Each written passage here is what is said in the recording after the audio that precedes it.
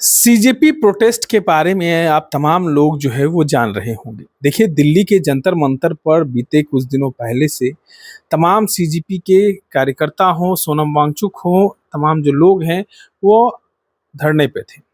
उसके बाद सोनम वांगचुक जो है वो आमरण अनशन पर बैठे।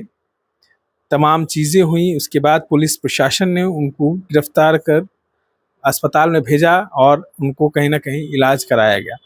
लेकिन आज जो आंदोलन सुबह से देखने को मिल रहा है, वो शायद ही इतिहास में कभी होगा। छात्र दिल्ली को घेरे हुए हैं और दिल्ली पुलिस जो है उन पर बर्बरतापूर्ण कार्य कर रही है। लेकिन केंद्र सरकार, जो युवाओं की सरकार कही जाती है, जिन्होंने युवाओं के वोट बैंक से अपनी गद्दी बचाई, उन वही सरकार जो है आज निरंकुश और निर्दयी हो गई है। हमारे साथ पूर्व आईपीएस अधिकारी अमिताभ कुमार दास से लगातार जो है कॉकरोच जनता पार्टी के समर्थन में बोल रहे हैं और आवाज भी बुलंद कर रहे हैं, लगातार प्रधानमंत्री पर आरोप भी लगा रहे हैं। सर, सीजेपी का प्रोटेस्ट आज उग्र हो गया। तमाम जो लोग हैं वो सदन को घेरने के लिए निकले थे, लेकिन पुलिस ने उनको काफी बर्बरतापूर्ण तरीके से रोकने की कोशिश कर रहे हैं। देखिए, अभी जब हम लोग बातचीत कर रहे हैं तब नई दिल्ली में बहुत बड़ा प्रदर्शन हो रहा है। संसद की ओर हजारों लोग कूच कर रहे हैं और दिल्ली पुलिस ने उनको रोकने के लिए बैरिकेडिंग लगा दी है। लाठीचार्ज हो रहा है, बर्बरतापूर्ण लाठीचार्ज हो रहा है, लेकिन हजारों युवा बढ़ते जा रहे हैं और अभी पता चला है कि वो लोग संसद के काफ़ी करीब पहुंच गए हैं। तो एक तरह से सरकार के लिए खतरे की घंटी है कि अब इस देश का युवा जग गया और जेनजी क्रांति शुरू हो गई है। देखिए दर्शक, सारा मामला जानते हैं। ये 20 जून से जंतर मंतर पर जो कॉकरोच जनता पार्टी है सीजेपी, उसका धरना प्रदर्शन चल रहा था। उसके बाद 28 जून से सोनम वांगचुक भूख हड़ताल पर बैठे थे। इन लोग की एक ही मांग थी कि जो धर्मेंद्र प्रधान है देश के शिक्षा मंत्री, वो इस्तीफा दे दें, क्योंकि वो अपनी जिम्मेदारियों में बुरी तरह फेल हुए हैं। और नीट की परीक्षा जो रद्द हुई 3 मई को, उसके बाद लगभग 20 बच्चों ने आत्महत्या कर ली है। तो इसको लेके बहुत ज़्यादा गुस्सा था और जंतर मंतर पर काफ़ी भीड़ थी, बहुत सारी हस्तियां भी आ रही थी बच्चों का हौसला बढ़ाने के लिए। अभी 2-3 दिन पहले अचानक सुबह में दिल्ली पुलिस पहुंची और उसने एक तरह से अपहरण कर लिया। पूरा सफेद चादर वही ना, लगाए हुए थे। मुझसे लोगों ने पूछा कि ये सफ़ेद चादर क्या है। मैंने कहा कि लोकतंत्र की हत्या हो गई है और ये लोकतंत्र का कफन है। तो दिल्ली पुलिस लोकतंत्र का कफन लेके पहुंच गई थी। सवाल ये भी कई लोग पूछ रहे हैं, झकने की क्या जरूरत थी? जब उठा के ले जाना था तो ले जाते। दिल्ली पुलिस अपनी काली करतूतों को कैमरे से बचाना चाह रही थी, है ना। चादर सफेद लेकिन करतूतें काली। तो आप करतूतें काली करते हैं तो आप उसको ढकिएगा, लेकिन इसके बावजूद तो पूरी दुनिया जान ही गई दिल्ली पुलिस का असली चेहरा। तो उसके बाद सफदरजंग अस्पताल में भर्ती करा दिया गया सोनम वांगचुक को। उनकी पत्नी जो है गीतांजलि, उनको लगा कि हो सकता है जेल में जहर दे दिया जाए, तो उन्होंने मांग की है कि बिना उनकी सहमति से सोनम वांगचुक को कोई दवा या कोई इंजेक्शन नहीं दिया जाए। सोनम वांगचुक की गिरफ्तारी के बाद अभिजीत दीपके ने भूख हड़ताल शुरू कर दी और उन्होंने कहा कि अब धर्मेंद्र प्रधान के इस्तीफे से काम नहीं चलेगा, अब हमें सीधे प्रधानमंत्री का इस्तीफा चाहिए। आज यानी 20 जुलाई से संसद का मॉनसून सत्र शुरू हुआ है, तो ये बहुत गर्मा गर्मी रहेगी। पहले ही दिन इतना बड़ा जुलूस है, उसमें जेन जी के तो युवा हैं ही, किसान भी हैं। राकेश टिकैत के समर्थक किसान भी आए हैं, आपको चंद्रशेखर आज़ाद के समर्थक भी आए हैं, विपक्ष के बहुत सारे सांसद आए हैं। तो सरकार ने क्या किया कि उस इलाके में धारा 163 लागू कर दिया है, जिसको पहले धारा 144 कहते थे सीआरपीसी की, अब उसी को धारा 163 कहते हैं बीएनएसएस का। एक तरह से निषेधाज्ञा लागू कर दी गई है कि ज़्यादा लोगों का एक जगह जुटान नहीं हो। लेकिन इतने बड़े आंदोलन को आप धारा 163 से नहीं रोक सकते हैं, तो वो लोग बढ़ते जा रहे हैं। और मैं देख रहा था बहुत बर्बरतापूर्ण पुलिस का लाठीचार्ज है। एक एक कम उम्र के लड़के लड़कियों को पुलिस लाठियां बरसा रहे हैं। पुलिस ने अपनी गुंडागर्दी की वजह से अपने नेम प्लेट भी हटा लिए हैं, जबकि ये नियम है कि वर्दी पर आपको नेम प्लेट लगाए रहना है, आप चाहे आईपीएस हो या सिपाही हो।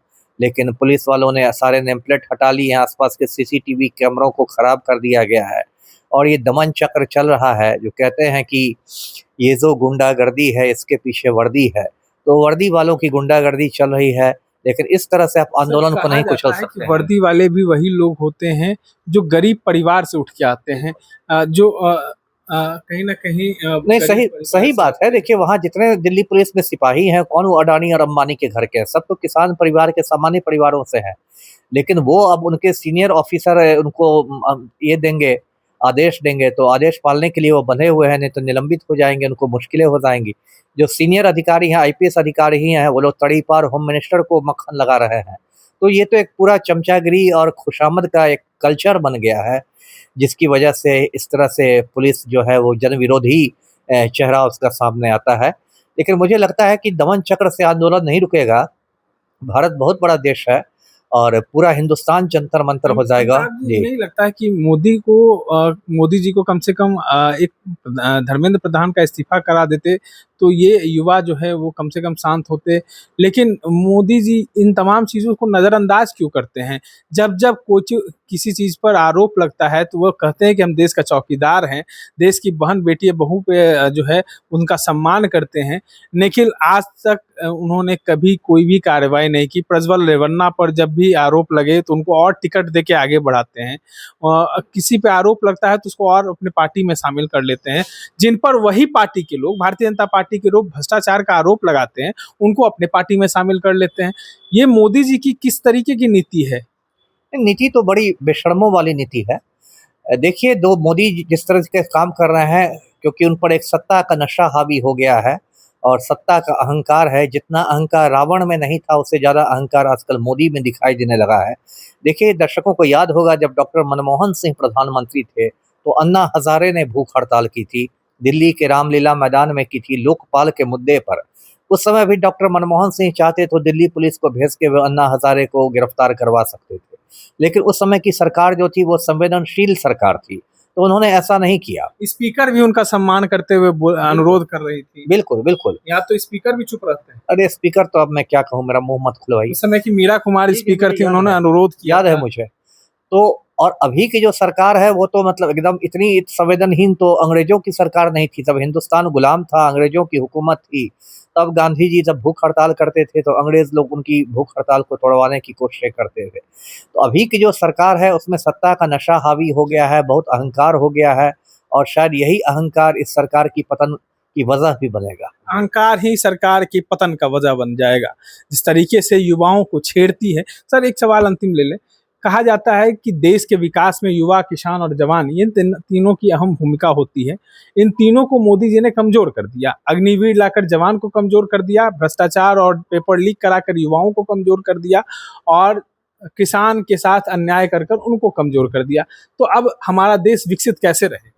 नहीं, मोदी जी ने पूरे हिंदुस्तान को ही कमज़ोर कर दिया। उसमें उन्होंने किसानों को कमज़ोर किया, मुसलमानों को कमज़ोर किया, महिलाओं को कमज़ोर किया, जवानों को कमज़ोर किया, युवाओं को कमज़ोर किया। उन्होंने सिर्फ पूंजीपतियों को मजबूत किया है, गौतम अडानी को मजबूत किया है, मुकेश अंबानी को मजबूत किया है। तो इसमें तो देश की तरक्की नहीं हो सकती और इसमें तो भारत का विश्व गुरु बनने का सपना ही व्यर्थ है। जब आप एक परीक्षा बिना पेपर लीक के नहीं करा सकते तो आप विश्व गुरु क्या बनिएगा। जी। चलिए, तमाम चीजों को सुन रहे थे पूर्व आईपीएस अधिकारी में, तो आपको मजेदार जरूरत है।